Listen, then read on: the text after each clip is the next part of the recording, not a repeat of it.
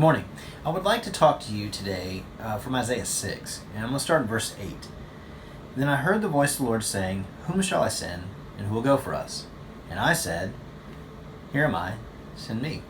Now I've heard this exchange repeated at youth camp and church conferences, revivals, for as long as I can remember. And every time I do, it's portrayed as if it's a rally cry, as if we're going to storm hell with a water pistol, and that's how Isaiah is responding here. But I don't necessarily know if you know the entire letter of Isaiah 6, you would think that was Isaiah's intention. In Isaiah 6, he's recounting his own salvation. He's recounting God's call on his life to himself and to ministry. And so when he does, you see Isaiah get met by God at the height of his own self-worship, at the middle of his idolatrous worship of King Uzziah. And he says, Woe is me, for I'm undone. I'm a man of unclean lips, and I lead a people of unclean lips. My eyes have seen the King, the true King, Jesus. It's if in that moment in his repentance he understands that God should kill him, but instead of taking offense to him, God met him where he was at his worst, and even while he was still a sinner, loved him, received him. It's like Romans 5:8 says, while we were still sinners, Christ died for us. That while we were still sinners, the Father loved us enough to send the Son. And Isaiah gets that. He sees that. And so he responds to God out of a sense of calling, not out of common sense. He responds to God out of a sense of gratitude, not out of a sense of duty. He doesn't understand how he's still breathing. So he says, I shouldn't be alive. I will gladly go. You were gracious with me. It's a privilege to serve and come alongside you. And you read just how difficult it is to accept the sense of call versus operating out of common sense when you read the very next verses in Isaiah 6, 9, and beyond. In 6:9 it says, And so I said, Go and tell this people, be ever hearing, but never understanding, be ever seeing, but never perceiving.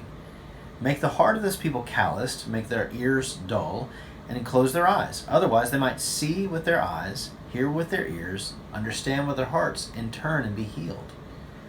And then Isaiah naturally asks, Then I said to the Lord, For how long? For how long, O Lord? And God answered me. And when he did, he answered very poetically, but in a synopsis, he said, Forever. For the rest of your days, until you are dead, this is going to be your call. You're going to lead a people who are not going to like you.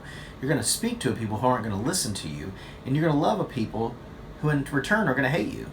So this is the call of God on Isaiah's life. And I know that he responds out of a sense of obedience to God rather than his circumstances, because we all want to be liked, we all want to be listened to, and we all want to be loved.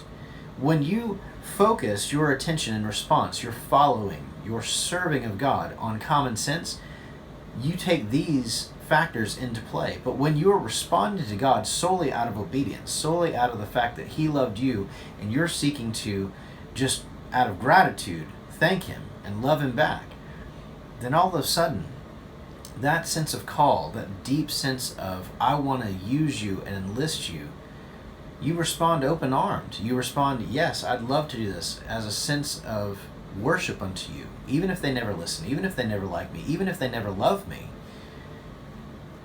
You did. And so I'm responding to you, not to them. And so this morning I want to encourage you. I don't know what you're facing in life. I don't know how circumstances have gotten difficult, and I don't know how people may have mistreated you, even your enemy.